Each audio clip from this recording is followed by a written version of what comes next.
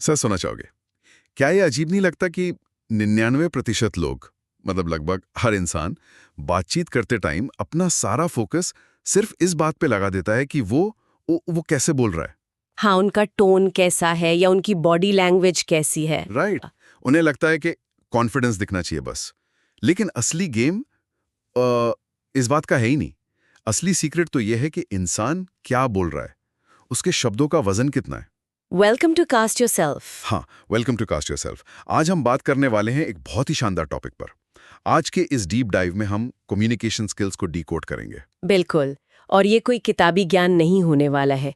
कुछ रिसर्च और ऑब्जर्वेशंस के बेसिस पर हम ये चर्चा कर रहे हैं। सही कहा। हमारा मिशन बहुत क्लियर है।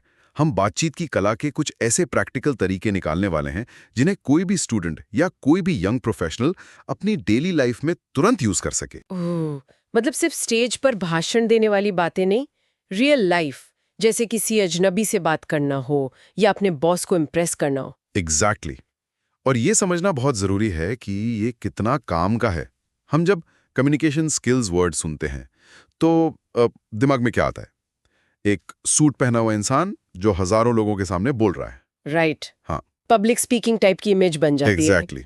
पर असल जिंदगी में ऐसा नहीं होता। सोचिए उस 12वीं क्लास के बच्चे के बारे में जिसे अपने पापा को मनाना है कि उसे पढ़ाई के लिए एक नया लैपटॉप चाहिए, जबकि पापा कह रहे हैं कि ये तो बस पैसों की बर्बादी है। अरे हाँ, वो बहुत ही टफ सिचुएशन होती है। या फिर वो अरेंज मैरिज वाला क्लासिक सीन ले लीजिए, जब दोनों परिवार मिलते हैं और लड़का लड़की को वो छत पर बात करने के लिए 5 मिनट दिए जाते हैं। और सबसे ज्यादा ऑकवर्ड 5 मिनट होते हैं। हथेलियों में पसीना आ रहा होता है, दिमाग सुन पड़ जाता है। बिल्कुल, वहां कोई स्टेज नहीं है, कोई माइक नहीं है, लेकिन बेहतरीन कम्युनिकेशन की सबसे ज्यादा जरूरत तो वही है ना। सही बात है। और अगर हम इसे थोड़े और बड़े कैनवस पर देखें तो इसका दायरा बहुत विशाल है। जैसे एक डॉक्टर का ही उदाहरण ले लेते हैं। डॉक्टर को क्या समझाना होता है? देखो, डॉक्टर का काम सिर्फ बीमारी पकड़ना नहीं है। उसे मरीज के घबराए हुए परिवार को और ये भी समझाना होता है कि ऑपरेशन क्यों जरूरी है। या फिर एक वकील को देख लो, उसे जज के सामने अपना केस तर्कों के साथ रखना होता है। हाँ, और अगर इंटरनेशनल लेवल पर जाएं तो यूएन में देशों को अपना पक्ष रखने के लिए भी इसी कला की जरूरत होती है। रूस यूक्रेन हो या चीन ताइवान, बात कैसे रखनी है वो मैटर करता है। बिल्कुल। स्तर चाहे जो भी हो, अपनी बात को कन्विंसिंग तरीके से सामने रखना ही असली कुंजी है। लेकिन यहाँ मेरे दिमाग में एक सवाल आ रहा है। मान लिया कि बात करना आना चाहिए, पर क्या सिर्फ नियत साफ होना काफी नहीं है? अगर कोई दिल का अच्छा है तो क्या लोग उसकी बात नहीं समझेंगे? यह एक बहुत बड़ा मिसकंसेप्शन है। इसे राजनीति के एक क्लासिक उदाहरण से समझते हैं। मान लो एक चुनाव हो रहा है और एक उम्मीदवार है जिसकी नियत एकदम साफ है। ओके। वो सच में बदलाव लाना चाहता है। हाँ, बहुत पढ़ा लिखा है, समाज का भला चाहता है। लेकिन जब चुनाव के नतीजे आते हैं तो उसकी जमानत जब्त हो जाती है। वहीं दूसरी तरफ एक ऐसा उम्मीदवार है जिसने सिर्फ हवाई बातें की हैं, लेकिन वो भारी मतों से जीत जाता है। ऐसा अक्सर देखने को मिलता है।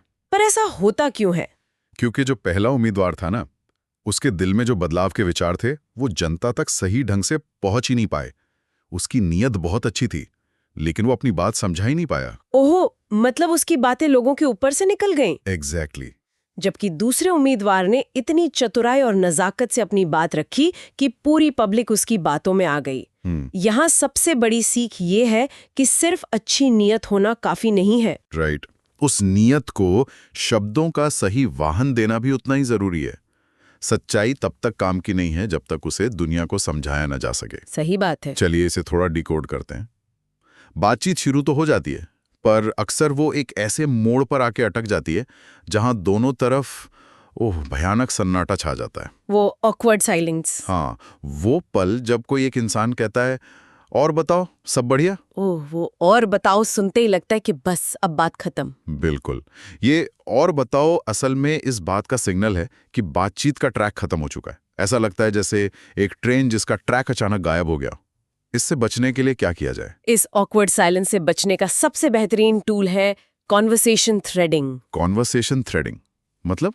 बातों से बातें निकालना। हाँ, साइकोलॉजी कहती है कि इंसान का दिमाग एसोसिएशन या जोड़ने की कला पर काम करता है। बातचीत एक धागे की तरह है। ओके, तो हम उस धागे को कैसे पकड़ें? जब कोई इंसान कुछ बोलता है तो वो अनजाने में कई सारे सिरे छोड़ता है। एक अच्छे कम्युनिकेटर का काम उन सिरों को पकड़कर एक नया धागा बनाना होता है। लेकिन इसके लिए तो बहुत सारा ज्ञान होना चाहिए, है ना? ज्ञान तो चाहिए, पर दुनिया भर का एक्सपर्ट होना जरूरी नहीं है। मतलब मान लेते हैं कि कोई हॉलीवुड की 5 क्लब मूवी की बात कर रहा है, या कोई कह रहा है कि वो अभी कोडाई कनाल की ट्रिप से लौट कर आया है। हाँ, और मान लो उसी बीच किसी तीसरे इंसान ने कहा कि उसे फ्रांस काफ्का की किताबें बहुत पसंद है। राइट। अब अगर किसी इंसान को काफ्का के बारे में कुछ पता ही नहीं है, तो वो क्या कहेगा? वो तो बस यही बोलेगा, अच्छा बढ़िया है, और बस थ्रेड वहीं टूट गया। यहीं पर ट्रिक है। कन्वर्सेशन थ्रेडिंग की सबसे बुनियादी शर्त यही है कि लोगों के पास थोड़ी बहुत जनरल नॉलेज होनी चाहिए। लेकिन अगर किसी ने काफ्का को नहीं पढ़ा है और मुंशी प्रेमचंद का गबन पढ़ा है, तो उस धागे को जोड़ा जा सकता है। अच्छा, कैसे? कोई भी इंसान आसानी से ये कह सकता है, मैंने काफ्का तो नहीं पढ़ा, लेकिन आपने जो उनकी मेटामॉर्फोसिस कहानी के बारे में बताया, उससे मुझे प्रेमचंद का उपन्यास याद आ गया, और लीजिए, एक नया थ्रेड बन गया। रुको, यहाँ मुझे एक बात खटक रही है। क्या बात? अगर मुझे काफ्का के बारे में कुछ पता ही नहीं है और मैं जबरदस्ती प्रेमचंद की बात बीच में ला दूं, तो क्या सामने वाले को ये नहीं लगेगा कि मैं टॉपिक बदल रहा हूं, या फिर मैं अपना ज्ञान बढ़ा रहा हूं? ये एक बहुत ही वैलिड पॉइंट है, और यहीं पर तो पूरी कला छिपी है। आपको टॉपिक काटना नहीं है, बल्कि उसे एक पुल की तरह इस्तेमाल करना है। मतलब बातचीत नेचुरल लगनी चाहिए। बिल्कुल। जब कोई व्यक्ति अपनी पसंद की बात कर रहा हो, तो उसे ऐसा नहीं लगना चाहिए कि उसकी बात को इग्नोर किया गया। कॉन्वर्सेशन थ्रेडिंग का असली मकसद सामने वाले के दिमाग में डोपामाइन रिलीज करना होता है। डोपामाइन मतलब उसे फील गुड कराना। हाँ, उसे ये महसूस कराना कि उसे सुना जा रहा है। जब हम उसकी बात को अपनी किसी जानकारी से जोड़ते हैं, तो हम असल में उसकी बात को अहमियत दे रहे होते हैं। वाओ, ये बहुत गहरी बात है। मतलब सामने वाले को ये फील कराना है कि उसकी बात ने हमें कुछ सोचने पर मजबूर कर दिया। सही कहा। और इसलिए ये बहुत जरूरी हो जाता है कि लोग खुद को दिलचस्प बनाएं, अपना नॉलेज बेस बढ़ाएं, वरना बातें उन 7-8 घिसे पिटे टॉपिक्स पर ही अटक जाएंगी। वो घिसे पिटे टॉपिक्स कौन से? वही कि आज मौसम कैसा है, या सेल्फी पर कितने लाइक्स आए, या रोहित शर्मा ने कल क्रिकेट में क्या किया। हाँ, ये बातें बहुत जल्दी बोरिंग हो जाती है। लेकिन यहाँ एक बहुत बड़ा साइकोलॉजिकल ट्रैप भी है। कैसा ट्रैप? जब लोगों के पास बहुत सारी नॉलेज आ जाती है, तो वे अक्सर एक नई बीमारी का शिकार हो जाते हैं। कौन सी बीमारी? सिंड्रोम कह सकते हैं। हाँ, ये नाम बिल्कुल परफेक्ट है। मतलब हर परिवार या समाज में ऐसे लोग होते हैं, वो किसी भी बच्चे को देखेंगे तो तुरंत शुरू हो जाएंगे, सुबह जल्दी उठना चाहिए, मोबाइल छोड़ दो, नॉवेल पढ़ा करो। और अगर किसी ने गलती से अपनी बीमारी बता दी, तो फिर तो खैर नहीं। मान लो किसी ने बताया कि उसे ब्लड प्रेशर की शिकायत है, तो सामने वाला तुरंत डॉक्टर बन जाता है। नमक कम खाओ, कद्दू के बीज खाओ, बेरीज खाया करो। बिल्कुल। लेकिन सोचने वाली बात यह है कि लोग ऐसा करते क्यों हैं? क्या वो सच में मदद करना चाहते हैं? मुझे तो लगता है कि उन्हें बस अपना ज्ञान दिखाना होता है। ये समझना बहुत जरूरी है कि इसके पीछे अक्सर नियत बुरी नहीं होती, बल्कि इंसान का ईगो और उसका इवोल्यूशनरी ब्रेन काम कर रहा होता है। Evolutionary brain? वो कैसे? हमारा दिमाग एक प्रॉब्लम सॉल्विंग मशीन है।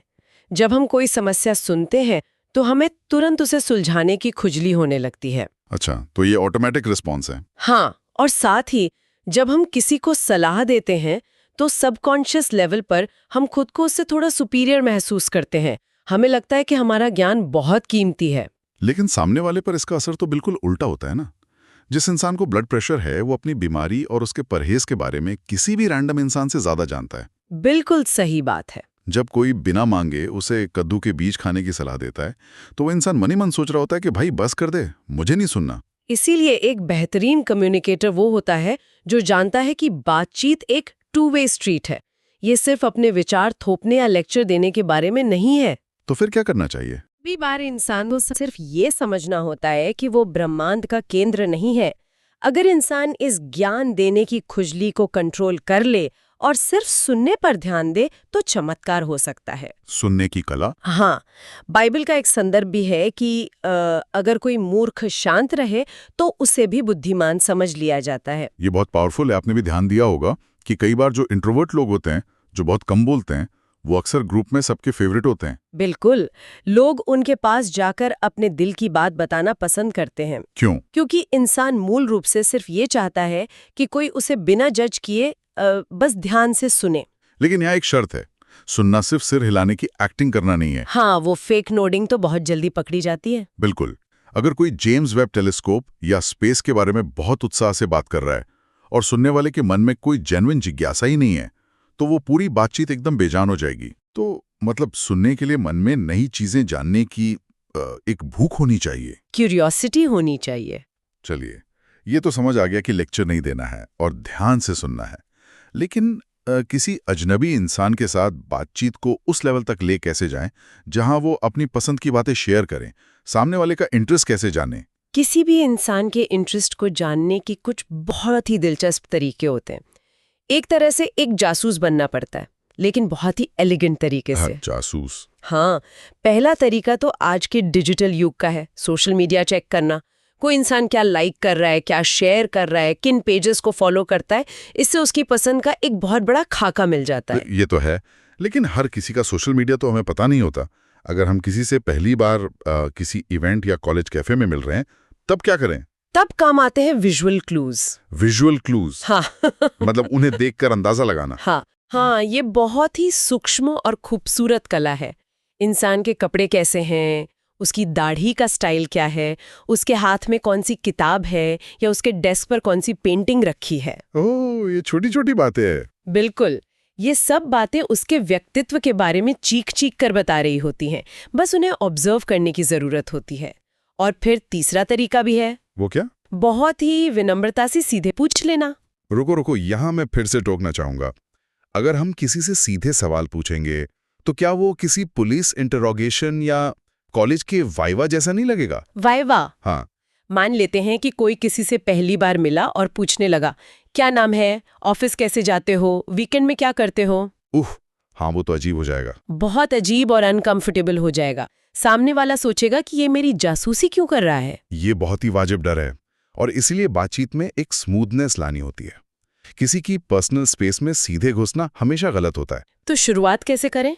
सीधे सवाल दागने के बजाय अपनी तरफ से जानकारी देकर शुरुआत करनी चाहिए। उदाहरण के लिए, जैसे सीधे आपका नाम क्या है पूछने के बजाय कहा जा सकता है, अरे बातों बातों में मैंने आपका नाम तो पूछा ही नहीं, मेरा नाम ये है। ओहो, इससे सामने वाला सुरक्षित महसूस करता है। बिल्कुल। या फिर जो विजुअल क्लूज हमने ऑब्जर्व किए थे, उन्हें एक बहुत ही जेंटल सवाल में बदल देना चाहिए। मतलब अगर किसी के फोन का कवर किसी जापानीज बैंड या एनिमे का है, तो सीधे ये ना पूछें कि तुम क्या देखते हो। तो क्या पूछेंगे? बल्कि हम कह सकते हैं, मुझे लगता है आपको जापानीज एनिमे का काफी शौक है, क्या ऐसा है? बिल्कुल, परफेक्ट। ये बहुत ही एलिगेंट तरीका है। जब इस तरह से सामने वाले के इंटरेस्ट के इर्द गिर्द बात की जाती है, तो वो बहुत जल्दी रिलेट कर पाता है। और लोग जब रिलेट करते हैं तभी तो बातचीत खुलती है। हाँ, मनोविज्ञान का एक बहुत बड़ा नियम है कि जब लोग रिलेट करते हैं तभी एक गहरा रिलेशन बनता है। और एक बार जब वो कनेक्शन बनने लगे, तो उससे और मजबूत बनाने के लिए एक ऐसा ब्रह्मास्त्र है जो कभी फेल नहीं होता। वो क्या? सच्ची तारीफ। तारीफ किसे पसंद नहीं होती। एक अच्छी तारीफ किसी ठंडी हवा के झोंके की तरह होती है, जिसमें कोई मीठी खुशबू हो। हाँ, लेकिन यहाँ सच्ची शब्द पर बहुत जोर देना होगा, क्योंकि झूठी तारीफ और मक्खनबाजी को लोग एक सेकंड में पकड़ लेते हैं। बिल्कुल पकड़ लेते हैं। अगर किसी ने बहुत ही साधारण सी शर्ट पहनी है और कोई उसकी शर्ट की तारीफ करने लगे, तो उसे तुरंत समझ आ जाएगा कि ये तो बस चापलूसी है। और सच्ची तारीफ करने के लिए इंसान को अपने ईगो बबल से बाहर निकलना पड़ता है। हमें अपनी मैं से बाहर आकर दूसरों में वाकई जो काबिल तारीफ है उसे ढूंढना होता है। इस बात को समझाने के लिए ना कबीर दास जी का एक दोहा बिल्कुल सटीक बैठता है। कौन सा दोहा? ऐसी बाणी बोलिए मन का आपा खोए, औरन को शीतल करे आपहु शीतल होए। वाह, बहुत ही खूबसूरत। मतलब बातचीत ऐसी होनी चाहिए जो न सिर्फ सुनने वाले को सुकून दे, बल्कि बोलने वाले के अंदर का अहंकार भी खत्म कर दे। बहुत ही शानदार बात है, लेकिन वो सुकून तब तक नहीं मिलेगा जब तक शब्द स्पष्ट और असरदार ना हो। असरदार से आपका क्या मतलब है? यहीं पे एक बहुत ही कमाल की एनालॉजी सामने आती है, कॉन्सेंट्रेटेड जूस। कॉन्सेंट्रेटेड जूस मतलब एकदम गाढ़ा जूस? हाँ, अक्सर लोग बातचीत करते समय घबराहट में इतने सारे फिल्टर वर्ड्स डाल देते हैं। फिल्टर वर्ड्स जैसे एक्चुअली मेरा मतलब था कि शायद हमें वो काम शुरू कर देना चाहिए। बिल्कुल। अब ये वाक्य सुनकर कैसा लगा? एकदम बिखरा हुआ और कमजोर। मनोविज्ञान के अनुसार ये फिल्टर वर्ड्स हमारे दिमाग का बफरिंग टाइम होते हैं। जब दिमाग सोच रहा होता है कि आगे क्या बोलना है, तो मुंह से यू नो या लाइक या एक्चुअली निकलने लगता है। हाँ, जैसे हम भी कभी-कभी बोल देते हैं। लेकिन बातचीत में ये शब्द उस पानी की तरह हैं जो एक बहुत ही अच्छे गाढ़े मैंगो पल्प या जूस में मिला दिए गए हों। एकदम सही एनालॉजी है। अगर किसी गाढ़े और स्वादिष्ट जूस में ज़रूरत से ज़्यादा पानी मिला दिया जाए, तो उसका असली स्वाद खत्म हो जाता है। वो एकदम फीका हो जाता है। बातचीत के साथ भी यही होता है। शब्दों को डाइल्यूट करने से उनका असर खत्म हो जाता है। तो अगर इसी बात को बिना फिल्टर वर्ड्स के कहा जाए तो कैसे कहेंगे? सीधे कहिए, मुझे लगता है हमें वो काम शुरू कर देना चाहिए। ओह, देखिए कितना फर्क है। ये कॉन्सेंट्रेटेड जूस है। एकदम प्योर, गाढ़ा और असरदार। बोलने से पहले दिमाग में वाक्य को पैराफ्रेज कर लेना चाहिए। इससे कॉन्फिडेंस झलकता है। और इसके लिए बीच में रुकने से, यानी पॉज लेने से नहीं डरना चाहिए।